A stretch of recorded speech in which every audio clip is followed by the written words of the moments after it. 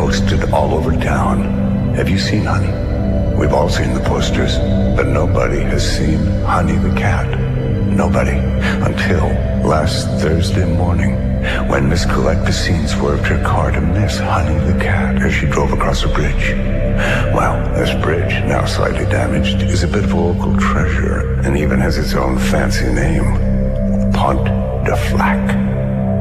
Now, Colette, that sounds like culotte. That's panty in French. And piscine means pool. Pontypool.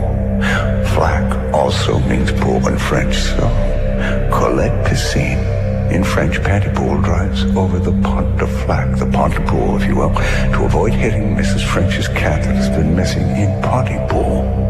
Pontypool. Pontypool. Pontypool. Pont de Flac. What does it mean? Well, Norman Mailer, he had an interesting theory that he used to explain the strange coincidences in the aftermath of the JFK assassination. In the wake of huge events after them and before them, physical details, they spasm for a moment, they sort of unlock, and when they come back into focus, they suddenly coincide in a weird way. Street names and birth dates and middle names, all kind of superfluous things appear related to each other. It's a ripple effect. So, what does it mean? Well, it means something's going to happen. Something big. But then, something's always about to happen.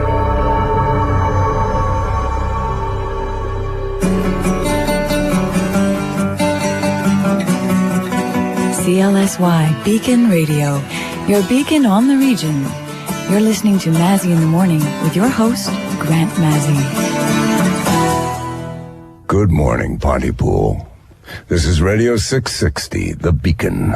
Down here in the dungeon, under the street they call Drum. I'll be banging the drum for you all morning. I'm Grant Mazzy, and as always, I'll be taking no prisoners.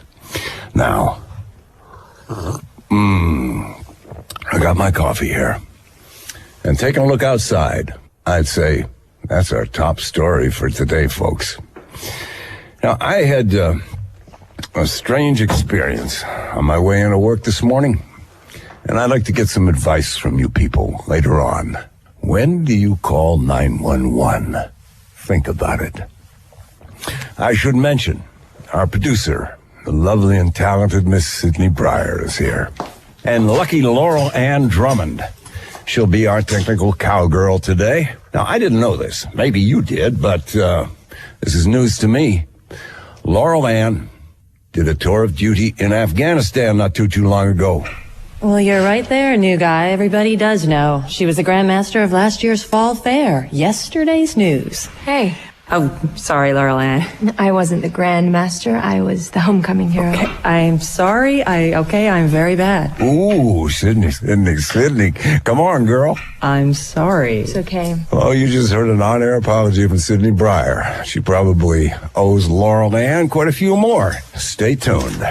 Now, in our top story today, a big, cold, dull, dark, white, empty, never-ending, blow my brains out, seasonal affective disorder freaking kill me now weather front that'll last all day. Well, maybe when the wind shifts later on, we'll get a little greenhouse gas relief from the industrial south. Hail Mary, yea, though I walk, we go to Ken Loney in the sunshine chopper. It's always brighter above the clouds, Grant. Hey, Ken, how you doing? How are things in that bird up there? You going to stay in that bird up there during the storm? Yes, sir. Yes, sirree. Well, that can't be safe. Is that safe, Ken? Well, I'll be up here, Grant, on storm watch, watching all the routes in and around our region. Really? Really, yep. Okay, Ken. Thank you, Ken Loney. Breaking news out of Caesarea this morning. Come on, boy. There we go. Breaking news. The Ontario Provincial Police are reporting a major bust of a significant grow operation in a quiet cul-de-sac in that town. Constable Howard Ing says it's a sign of things to come. These operations in suburban small-town neighborhoods are the grow method of choice. You smoke pot, Sid? I do. Don't make global warming jokes.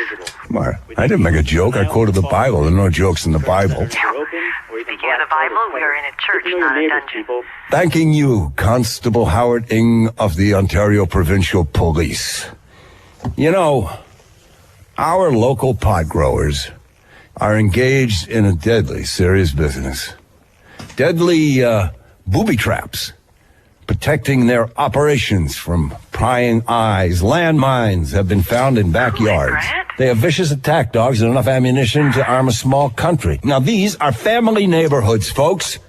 If Junior throws a ball through one of their windows, he's just liable to trigger a death squad. What are you doing? My producer said he's talking in my ear. Luckily, you can't hear her. Taking no prisoners. You know what that means? It means full disclosure, whatever the consequences. Not full disclosure, Grant. School Really, closures. really? I need you to read the school closures. Am I That's really? what people need. This is Radio 660, The Beacon. Hey, you want the real skinny on what looks good? Okay, you know, Grant, the whole full disclosure shtick works better in a bigger context. Well, actually, it's what got me fired. Well, there's that, too. The thing is that small towns, they already come without prisoners. It's called gossip, and it's way ahead of you. No, Sydney, I'm not talking about gossip. I'm talking about building a relationship with my listeners. You know, shaking them up a little bit. Okay, we do news, weather, sports, local spots. That's what I need you to do. What the hell do you think you have to disclose to us? Anyways, I mean, what is this that you think we need to hear from you? I don't know. Well, actually, I do know, Sydney. I am trying to piss a few people off because that's how it's done. Simple as that. You see, a pissed off listener is a wide awake listener, and he ain't gonna change the station. In fact, he may just call his pissed off brother and get him to listen too. And then his pissed off brother, he might call his pissed off, I don't know, preacher. And that, Lady Breyer, is how you build a loyal listening audience. Oh, okay, well, that all sounds perfectly pleasant, I'm sure, okay?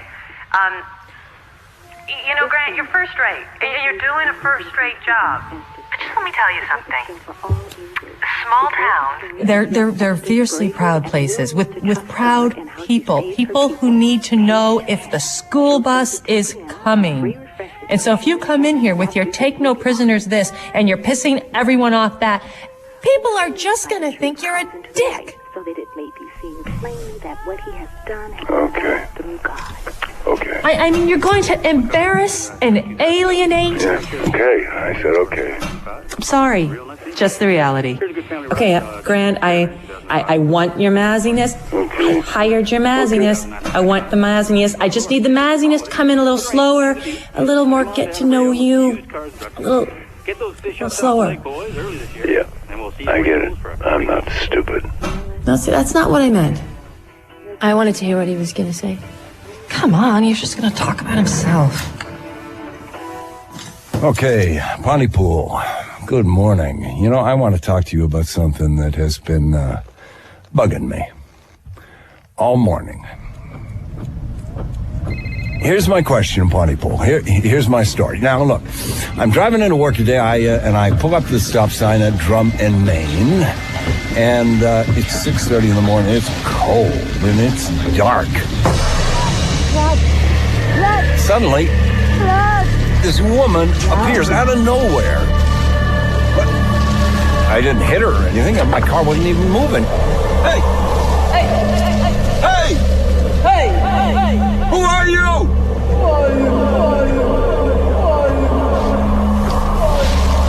And then poof, she's gone. She's gone.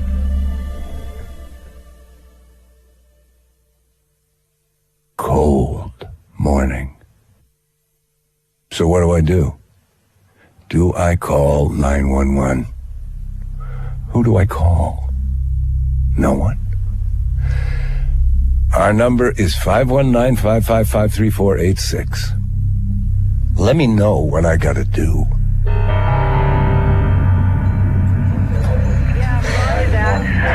We still have a code 48 in progress at the fish huts. Sydney, Sid. 12 is requested backup. Weapons present. 10-4. No, maybe. Roger that. Sandy Hook and Walnut. Code 48. Okay, so what's code 48, really? Means we have a hostage situation. There's 23%. There's nothing on the wire, so I'm going to key it in right off the police radio. Really, there's nothing on the wire? Yeah, no, I'm not getting anything either. Whatever you do, don't feed this into Grant yet. Oh, shit. With your host, Grant Mazzy. Pontypool, my Pontypool. We interrupt our call-in segment to bring you breaking news out of our area this morning. Out on Sandy Hook and Wilmot, we have a hostage situation. 2 men are holding a van load of people at gunpoint. The van is apparently towing a fishing hut. Sporadic gunfire has been reported. OPP constables Bob Roseland and Derek McCormick are on the scene. No one knows as yet what these hostage takers want or whether or not they even know the people in the van. But this being the end of ice fishing season, ice hut removal time, the chances that everyone in the ice this morning is drunk is a very distinct reality. Drunk ice fishermen, and dare I say, drunk policemen, drunk officers of the law, drunk Ontario Provincial Police. This is not yet confirmed by our sources, of course, but police, possibly drunk, are reporting that the hostage situation has resolved itself. They have 2 suspects in custody, both unarmed, as it turns out, and the 3 people they were holding have in fact fled the scene. One can only hope that breaking news theme music will accompany this story at some point. There we go. Oh, the state of drunkenness has leveled off to acceptable levels this morning as Buddy Bob Roseland and Deadeye Derek McCormick, OPP Pontypool Division, have contained the hostage situation. We'll be back with updates as the situation hiccups. We now go to Ken Loney in the Sunshine Chopper for a little perspective on your morning drive. Keep an eye out for crazy ladies in the snow, and remember, wherever you're headed, get there safe. Hey, it's your buddy Ken, high up in the Sunshine Chopper. Routes look fine, building normally. Come on. People gotta learn to laugh at yourself sometimes. The story's not funny. Derek McCormick is an alcoholic. Bob Roseland is an alcoholic. They're trying to keep their jobs. Oh. Derek's my brother-in-law. An ex-brother-in-law. We got a sniper for now. Lots of structure, Ouch. a field tank, door-to-door Grant? urban fighting, plenty of natural cover. We got all Ken Loney's not in a chopper. blow those blahs away, so come on down. What? First blood. The Sunshine Chopper is Ken's Dodge Dart. He plays sound effects. To take the sting out of those cold balls. Ken sits up on a hill for his aerial view. And people are thrilled to have him up there in the sky, flying around in his Sunshine Chopper, even though. Oh, man, I bet they are. Okay. Buckets are just $5 a pop, and we got a full complement of fighters. Okay. Some awesome Sid. corners to tune you up. Yeah. Our ace pros are on hand to increase your yardage and correct that slice. And get I hate winter. on the fairway. Everybody does. No, not like me. These late winters, I feel like I'm living in the basement of the world. It's so cold and so dark. So swing those February blondes Yeah. and go green. Yeah. Yes, sir. Well, you're gonna be okay. Oh, and Grant, I'll tell you what. When the whole fish hut story gets confirmed, we'll bring it straight to you right away, okay? And it's yours. Even if it's not legitimate, you can do your whole take no prisoner thing, okay? And you'll find it funny this time? I'll find it as funny as I did the last time. I'll bet you.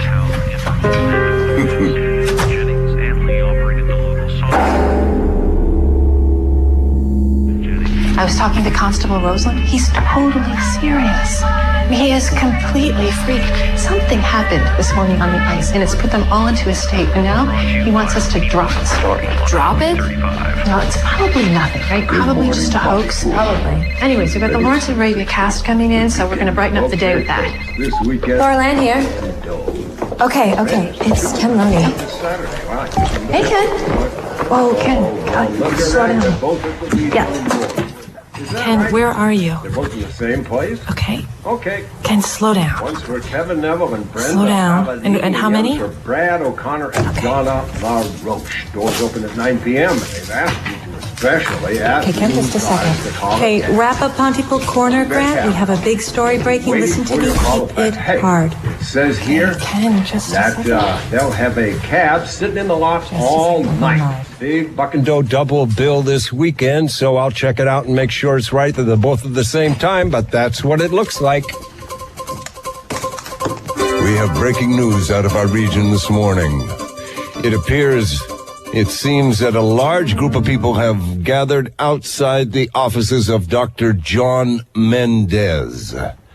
It appears to be a protest of some kind, and officials are describing the crowd as unruly. Now, Dr. John Mendez, you may recall, he was under investigation for writing unnecessary prescriptions. We have an exclusive live report from Ken Loney in the Sunshine Chopper. What can you see there, Ken? Grant, I'm watching literally hundreds of people packed in and around this building, and it looks pretty odd from up here. They seem to be trying to cram themselves inside. Whoa! What's happening, Ken? The side of the office. This building has just burst outward. It's spilling people. It just kind of exploded.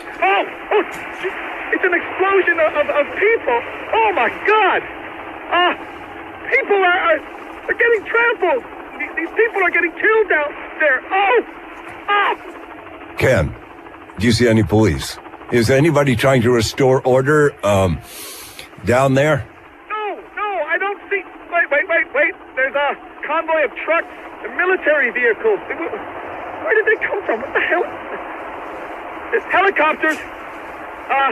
There's a helicopter at my 2 o'clock and one at, I gotta back up out of here.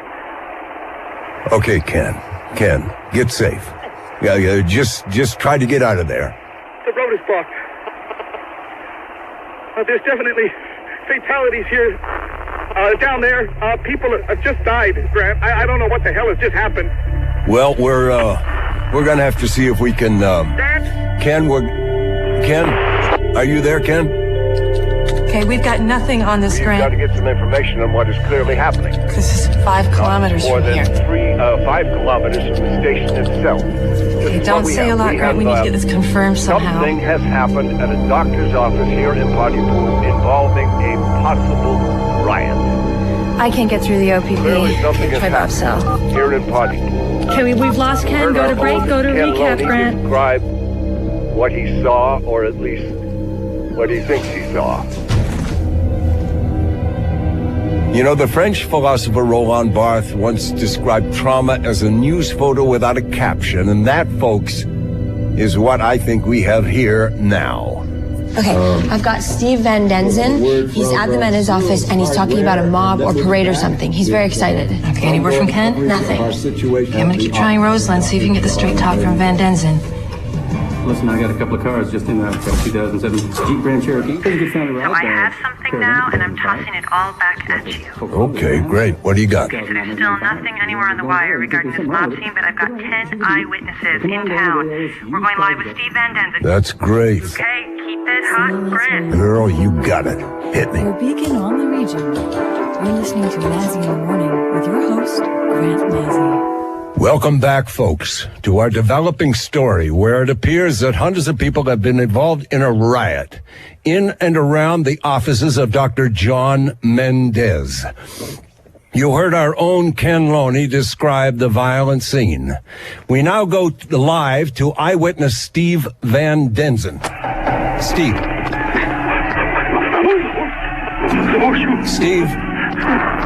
Steve Van Denzen. Okay, I'm afraid we've lost the signal from Steve Van Denzen. We'll try and return to him later. But we have just had a report from a Pontypool resident that confirms, indeed, a mob was spotted earlier today, headed through town, headed toward the offices of Dr. John Mendez. You know, it's very difficult at this moment to get a fix on what has happened, but clearly, well, you heard our own reporter, Ken Loney, earlier. I don't know, Grant. I don't know. We can't get Ken back on the line. We are still trying to get Ken on the line. I don't know what's going on. We have also learned that some of the perpetrators are speaking in bizarre ways. They're babbling in ways that no one understands. We don't know if this is a way of trying to terrorize people. We don't know.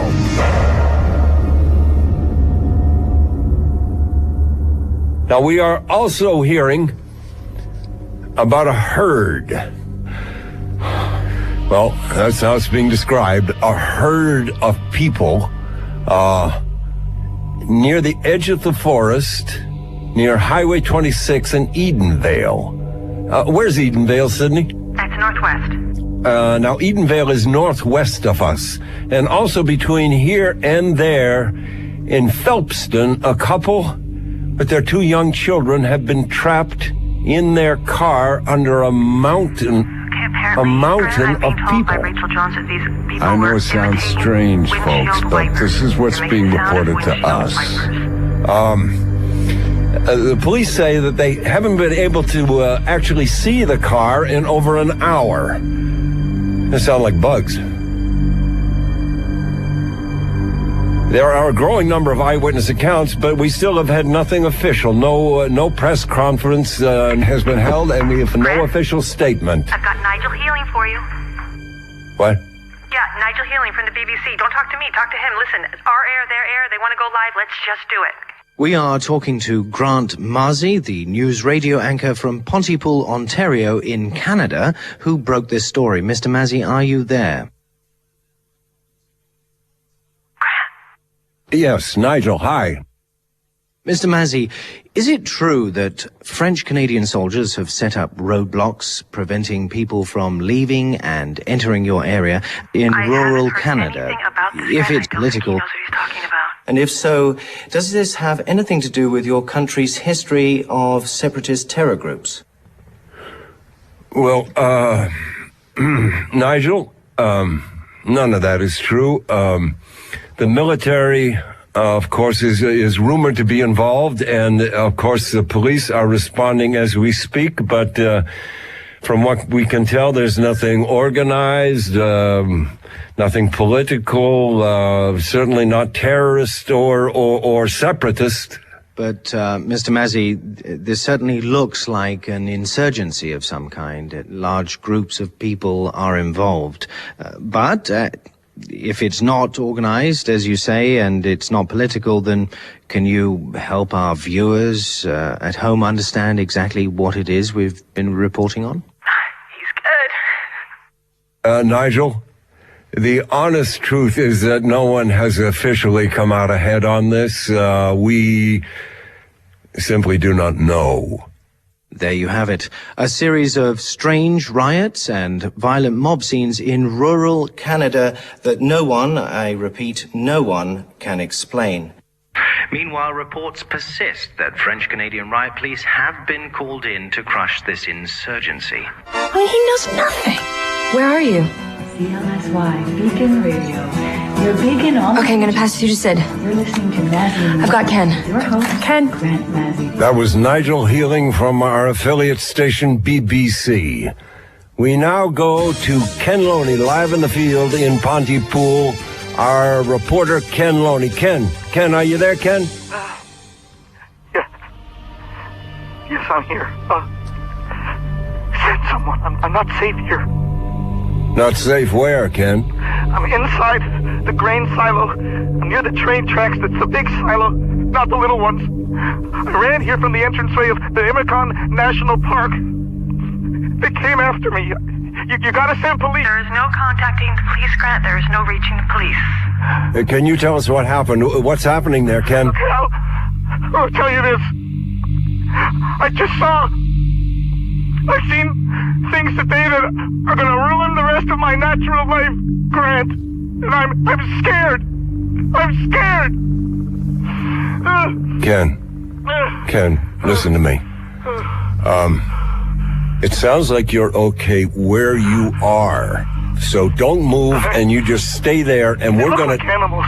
Some were naked, and they're like dogs. And their eyes, that look, it's just a startled, kind of wild. Oh, God, Grant. Oh, okay, Ken, listen. No. You don't understand. I'm looking through a little door. There's a little door at the base of the door. It's some kind of cat door or something, and I can see the. Okay, let me move so I can see the. No! Look out! Oh God! They're pulling two people out of a van. Who are they, Ken? Who are they? There's a bunch of them. They're people, but they're crazy. They're pulling these two out of the van. Oh my God! They're fighting them. They're actually carrying them to the ground in their mouths.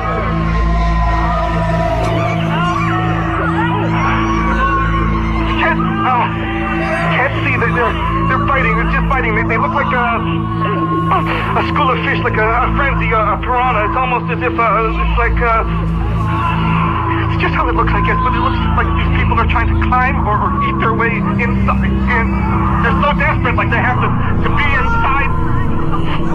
One has his entire leg, and another his arm is right inside. Stop this, Grant. Themselves apart. Okay, Grant, stop this now. He heard that. Look over. He heard me. He's coming. I gotta hide. He's running. He's running. Ken, get out of there. Ken, it's Grant. Are you injured and have you been hurt? No, I'm just lying here. I'm in the dark. It crashed through the wall. It was Mary Galt's boy, her big teenager Jesse, or Jake or something. It was him. He had no hands. The kid had no hands. Grant, let's stop this now. What's he doing now? Not in the air, Grant. I'm not going to listen to somebody get killed on the air. He's looking at me. I think he can't move. He must have broken some bones. I can see his eyes. He can't move. Wait. I think he's... No. Hang on. Ken, whatever you do, don't go near him. He's whispering something. He's saying something. I'm gonna get closer and see if I can just hear what he's saying. No, I wouldn't do that, Ken. Pour votre sécurité, merci d'éviter les contacts avec votre proche famille et évitez ce qui suit. Limitez les charmes comme le miel ou un amoureux. Parlez bébé avec des enfants en bas âge. Discours rhétorique. Merci de ne traduire pas cette annonce. What the hell was that? Ken? They cut into our signal. Ken? Do we still have Ken? No, we've lost Ken. We've lost Ken, folks. We are working on a translation of the message we just received live on the air. It's something about avoid family members, talk only to babies. It's crazy. However, working on a translation. Okay, I got it. It's on your screen. Okay, we have the translation. Now I'm going to read this, reminding our listeners that the source has not yet been identified, and early analysis has identified this as possibly a hoax of some kind. And I remind you that the source was not us, and indeed we do not know the source. For your safety, please avoid contact with close family members and refrain from the following.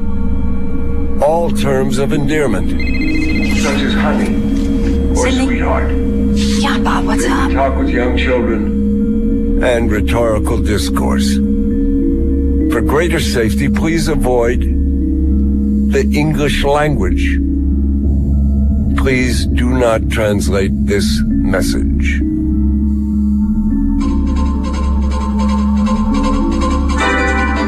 What do you got? That was Bob Roseland. I got a couple of cars just in the... He said that we have to stay inside. Pontypool is under quarantine. Everybody has to stay inside at all times. Lots of folks love this van, and 8,995. You don't want Did you get... Hello, is it... Did you get that? Ken? Did you get... I'm sending you some audio with my phone. Oh, thank God. Ken, are you there? Did you get that? No, Ken, I didn't get it. I don't get anything right now. Okay, I'm gonna try that again. Okay, listen, and keep in mind, picture this. This is what you're about to hear is coming from Mary Galt's big teenage boy. He's lying here in the dark with his body. It's broken to pieces, and his wrists, I can see them. They're stumps. They're not stumps. They're pointing up at his sides. No, Grant, what are we doing? Listen.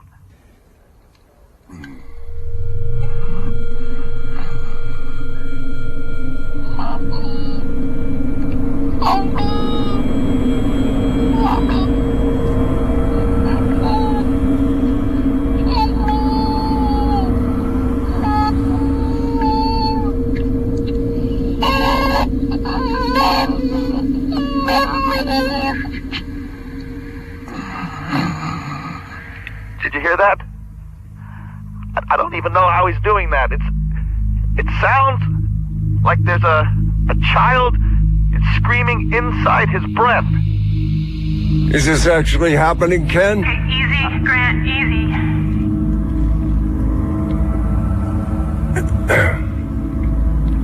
All right. That was our own Ken Loney.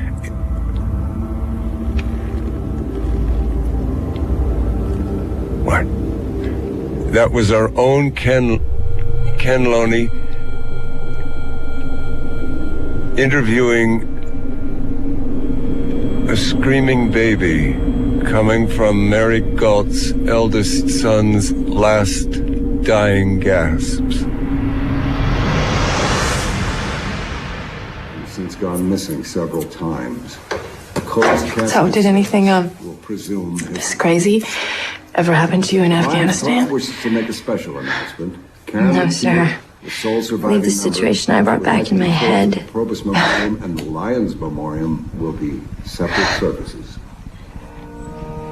Wait, what do you mean? County memorials on CLS1 I don't really know. are brought to you by Kawartha Lake Monuments. Family and memories. I'm gonna go see if Mr. Massey's missing. Lake's Granite Monuments. Cast your memories. Missing. Kawartha Lake. Missing. As in, I mean, Mr. Massey. Mr. Massey's missing, as in, 'cause he's not here. Oh, well, honey, he's in the sound booth. Yeah, I know. I just. Okay. I'm gonna go.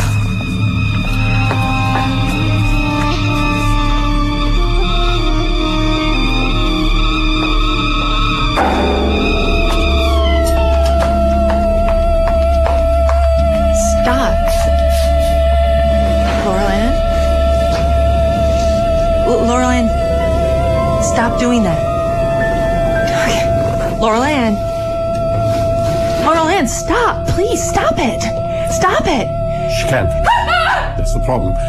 Sorry, I'm sorry. I didn't mean to startle you. Okay. My name is Dr. Mendez. Dr. Mendez. Dr. Mendez, you, what the hell are you doing here? Why am I still screaming? That's your friend there. She doesn't know it yet, but she'll be hunting us soon. We really have to move away and not talk.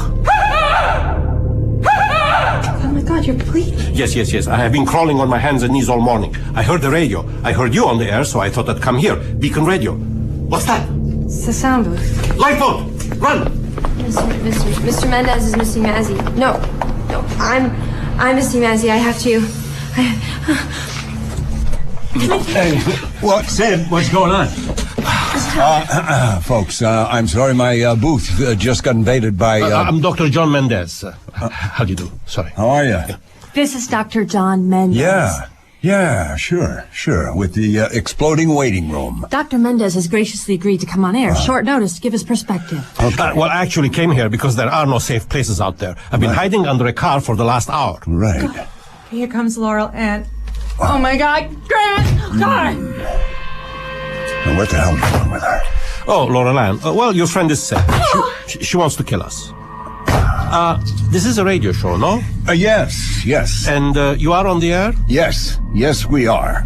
Now, folks, we have been suddenly joined by Dr. John Mendez, whose office, as some of you may recall, if you can recall anything at all, exploded during the morning rush hour. Now, Dr. Mendez, welcome. Thank you. It's a pleasure to be here. Now, Doctor, you've been part of this unfolding story for many hours now, and from your perspective, as a medical practitioner... We got Ken. Okay. Hello, Ken. I'm here, Grant. Ken Loney reporting from inside a grain silo. Ken, we were very worried about you, Ken. I think I'm okay, but the person that was in here with me, he has died. Have you been there all this time? Yeah, I haven't moved, but you can hear crowds from time to time passing by outside. Can you hear what they're saying? Are they saying anything? I have, yeah, you can hear them. Well, they weren't talking, really. They were just sort of chanting something about, look out for U-boats, look out for U-boats, look out for U-boats. Were they all saying this, Ken? Yeah, all of them. It's a symbol of the disorder. A symbol of the disorder? You mean a symptom? It's a symbol... I have a problem. What's happening there, Ken? Do you need to get someplace safer? No, that's not it. What's going on, Ken? It's gonna sound weird. I can't stop thinking. Do you have a sample? I'm sorry? Sample? A sample of what? Just a sample. I think a simple kind of sample. This is what I was saying. I need to... I can't stop some sample. So sample of what I'm trying to... Sample of what I'm trying to say. Just try to stay calm, Ken. What I'm trying to say. Grant. Ken? Yeah. Ken? I'm just gonna try to... Can you think? I can. Yeah. Let's stick to simple questions. Simple. Simple question. Simple. That's it. He's gone. This is what he is now. He's just a crude radio signal. He's seeking. Simple.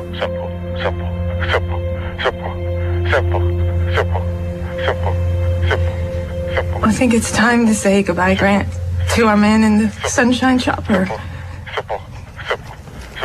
All right. Goodbye, Ken. Goodbye from all of us. Everyone listening. I hope you can hear me, Ken. Goodbye.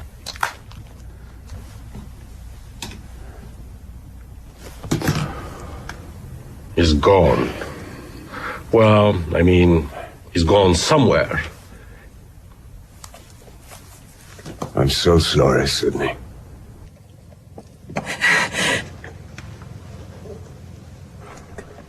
What's this now? Folks, I think we need to tell you what we're looking at. No, Grant, I think you better... No, I think he's right, Miss Breyer. Laurel Ann has just hammered her butt. Well, actually, she hammered her head off the sound booth wall. There's blood and tissue all over the glass. Stop. She's been eating things. Yeah.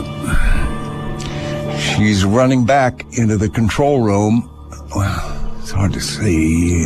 Glass isn't clear anymore, but she appears to be pulling things apart with her teeth.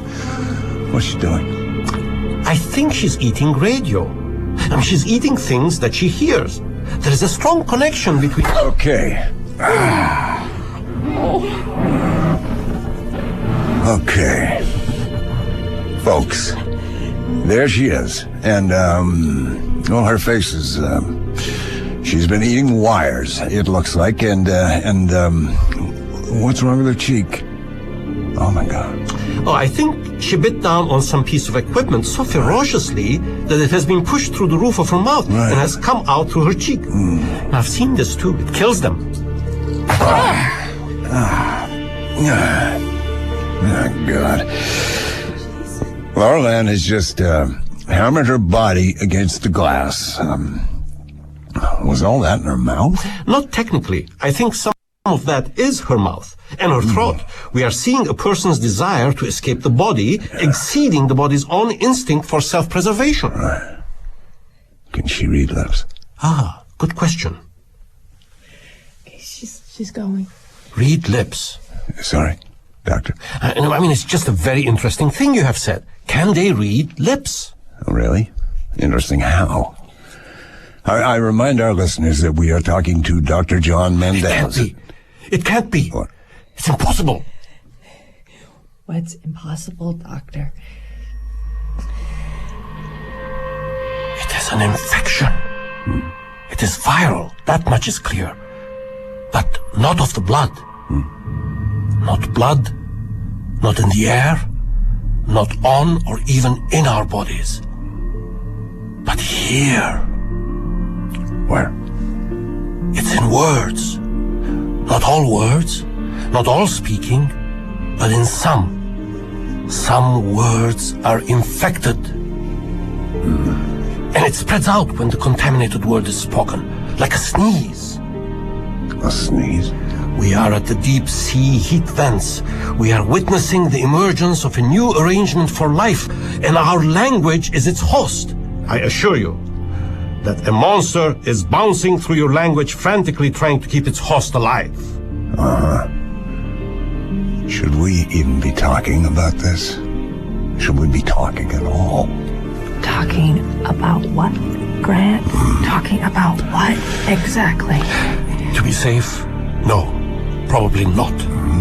Talking is risky, and yes, talk radio is high risk, I would say, so we should stop. But I think we need to tell people this. We need to tell people. We have to get this out. It's your call, Mr. Mazzy. Let's just hope that what you're getting out isn't destroying your world. Here she comes.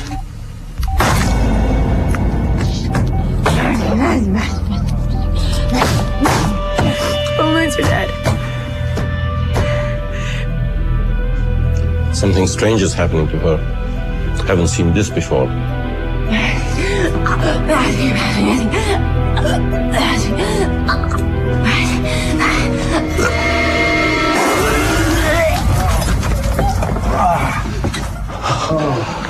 Oh, that is new. Yeah. That's what happens when the victim cannot find the victim. This is the fate they are trying to escape. My God, that was impressive. She's got to breathe. Yes, no, and singularly monstrous. Defies comprehension. I'm sorry. How above you think? Let's get out of here. Okay, with me. No. This is the same situation I had at my office. There are probably hundreds pressed to the walls of this building. What we need is a flamethrower. I thought we weren't supposed to talk. What? Oh, right.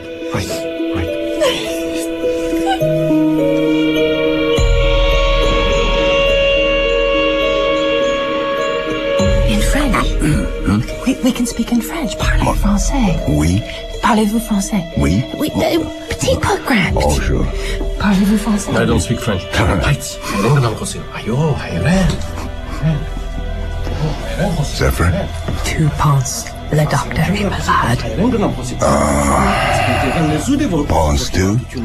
Since I first clapped eyes on him. Qu'est-ce qu'il parle? Il est infecté. Je ne sais pas. What's he saying? In French, en français. Sure. Il va blower. Said Laurel Ann encore. He'll parle backwards. Qu'est-ce que tu fais sans What do we do?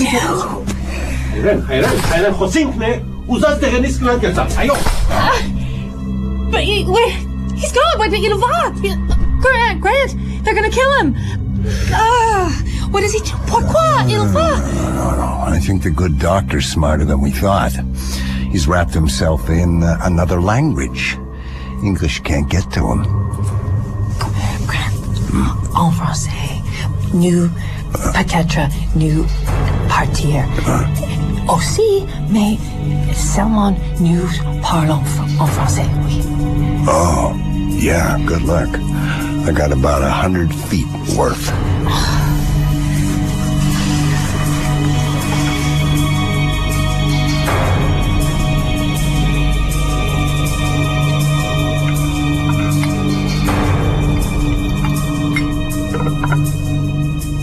Sid. We're not talking. I'm drunk. God. Oh, God. This is how my last relationship ended. When do you stop understanding this? What? Oh, God. Oh, God. You're gonna eat me soon, aren't you? Oh, that's okay. That's okay. You'll be the killer. I don't want to be the killer. No. It's something Mendez said. It's understanding an infected word that copies the virus. What, you didn't understand the word? You're talking a lot now. When you stop understanding something, how do you take something you understand automatically like a word and make it strange? We're going to have killers coming in here soon, Grant. If you keep killing your own rules, I'll kill a killer. If I no longer understand an infected word, will that disinfect it? That's the question. How? Without distorting it, how do I not understand? You kill the word that's killing you. Mm-hmm. You kill the word that's killing you. Mm-hmm. You repeat. It happens sometime. As a kid, I remember repeating a word until it became unrecognizable. What, is that why they repeat things? Is that some kind of immune system response? I think you have to kill all the killing. But it doesn't work. You get sick anyway. I mean, how do you make a word unrecognizable? How? In what words? Kill. Kill. Sid? Sid? Are you okay? Kill. Oh, okay. No, stop. Don't say anything. You have an infected word. You are infected. We know the word. Okay. Kill isn't kill. Kill isn't kill. Kill doesn't mean kill. I don't know. Kill isn't kill. Kill is blue. Kill is sunshine. I don't know. Kill is living. Kill is eating. Kill. Oh God, I'm sorry. Kill is happy ending. Kill is not kill. Kill is kiss. Kill is kiss. Kill is kiss.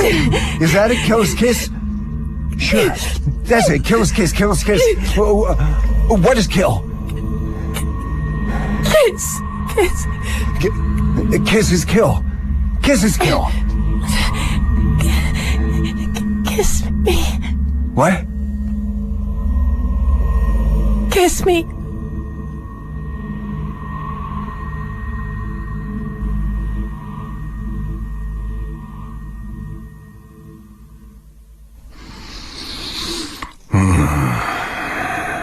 I'm Grant Mazzy here, Pontypool. I don't know who's out there. Whether you're listening to this or eating your radios. But I'm here, and so are you, whatever you are. Now, I'm going to go right to some fresh obituaries. Laurel Ann Drummond died today, but you knew that already. You were here. And Dr. John Mendez died today. Well, some of you may have tried to kill him yourself, and who knows, you may not have managed to yet, but you probably will, eventually. So, let's say goodbye to the good doctor. And the next one... well, this, probably the last obituary you will hear on this radio is different. It's different because it's someone who meant a lot to me. Sidney Breyer died today. Not the same way I imagine you're killing people today, or being killed. No. She was murdered by a word. She was killed by a kiss. And so, here I am, at the end of everything, the cockroach that fled into the radio, waiting to see what, if anything, happens now. You know, I should tell you that, that I started to notice something strange a while ago. And I decided I'm going to, as long as I can, I'm going to stay alive by talking. And I feel drawn right now to the word paper. I don't feel compelled to say it yet, but I can feel it sitting there like an itch. I have an infected word and it'll spread. Soon all I'll want to say is paper. Oh, there, you see? I felt that. To say that word, paper. It's like my hand brushed over it and for a second, relief. Paper. Wonder when I heard it, who said it to me. Paper. Now what was that? Something else moved in there. Something's trying to erase me. Each word. There's another. Each word that it takes, I get smaller. It takes me in the things I say, in the words that I think. It's not safe to be what I say.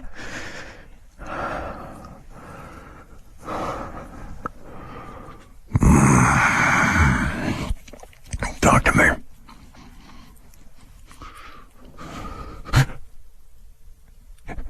Talk to me. Sid? Sid?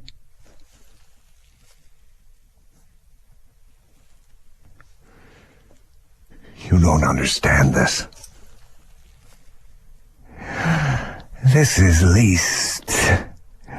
I'm a thing that may not have even happened on paper, that may not have been. Hiding. Paper. Paper. Paper. Paper. Paper. Paper.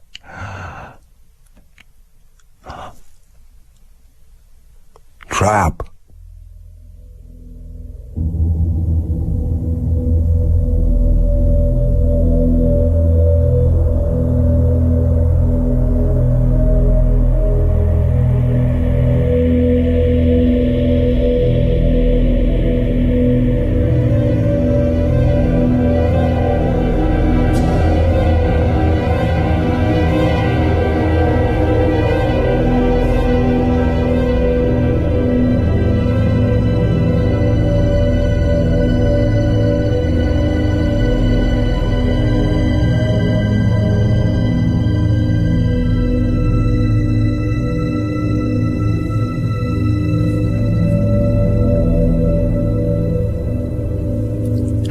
And that was Pontypool by Tony Burgess with Stephen McHattie as the radio host Grant Massey. Lisa Houle played the part of his producer Sydney, and Georgina Riley was the radio researcher. Grant Aljanic played Ken the correspondent in The Chopper, and Rick Roberts was Dr. Mendez. Pontypool was directed by Gregory J. Sinclair as a CBC production.